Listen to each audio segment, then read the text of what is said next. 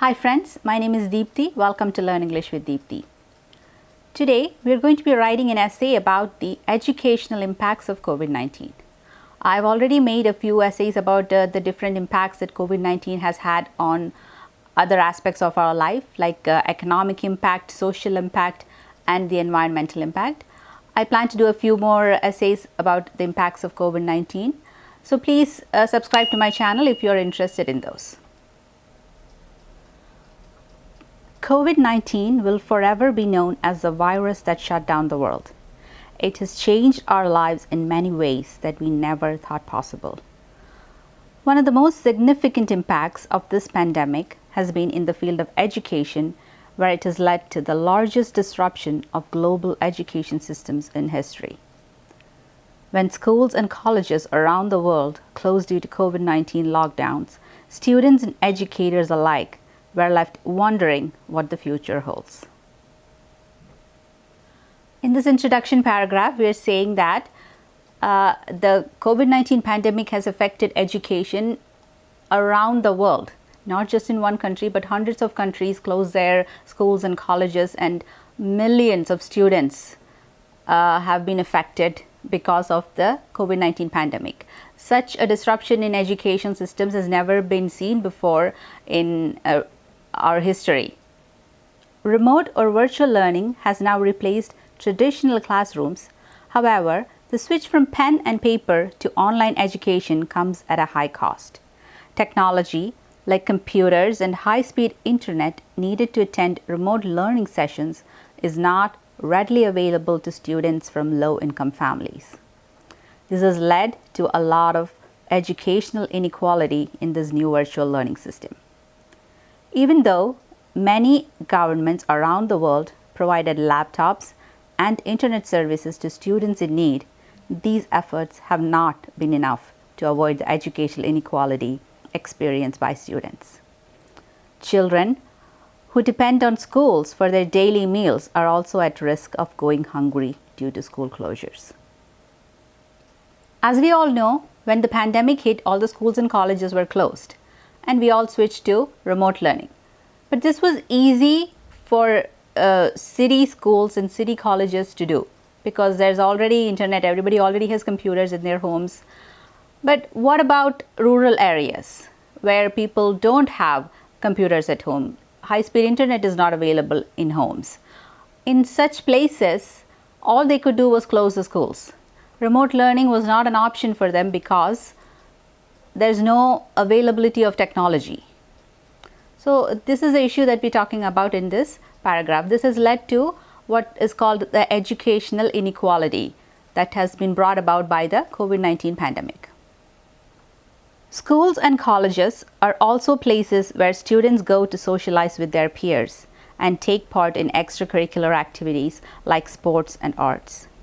However, due to the closure of educational institutions, such gatherings and fun activities have all disappeared.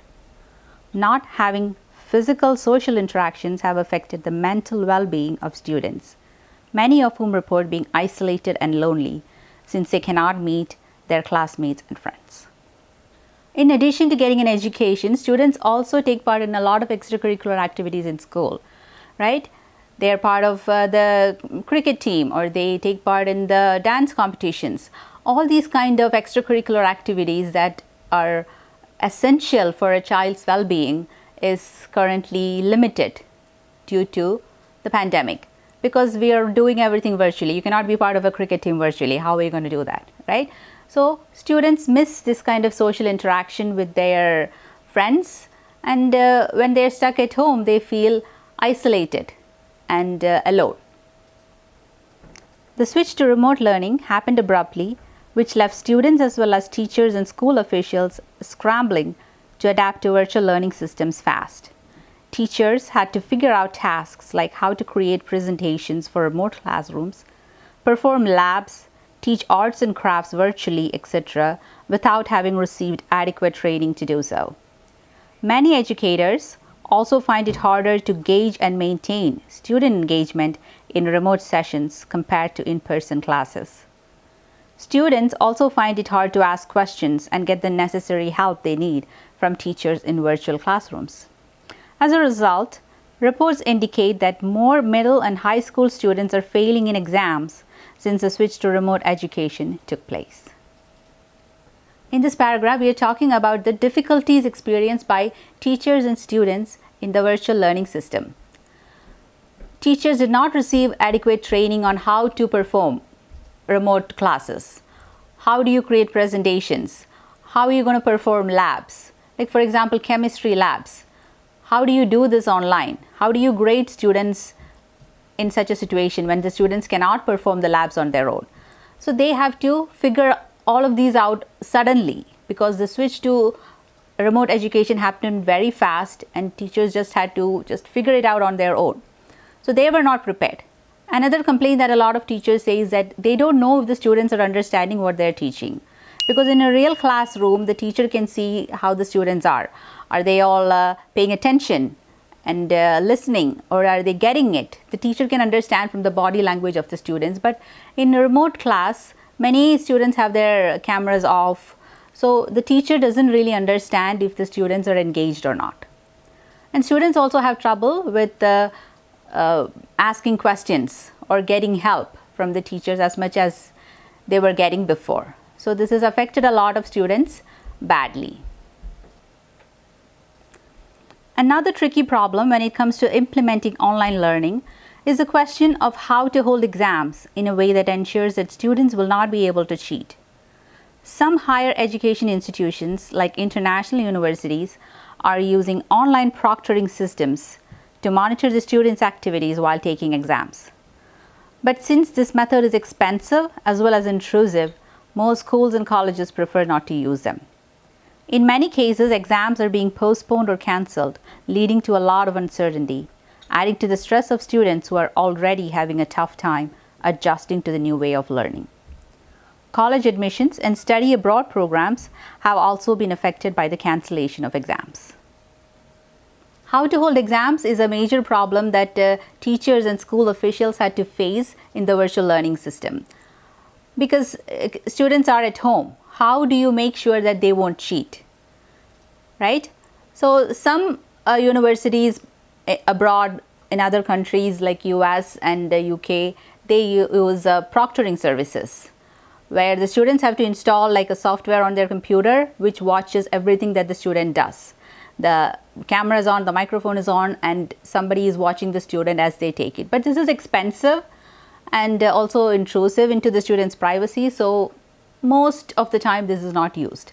So teachers have to come up with different ways of giving exams. Some teachers have given open book exams. So they just make the questions harder.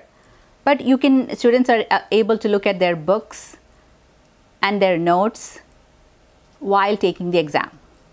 But this meant that the teachers had to work harder to create questions that the students will not be able to cheat on. Many exams end up being cancelled, and this has affected the college admission process also in a difficult way. And many students also opt not to go to international colleges because they're going to be sitting at home and studying. In conclusion, the global educational community has been largely successful in its switch to virtual learning, despite the abrupt way that it had to be implemented.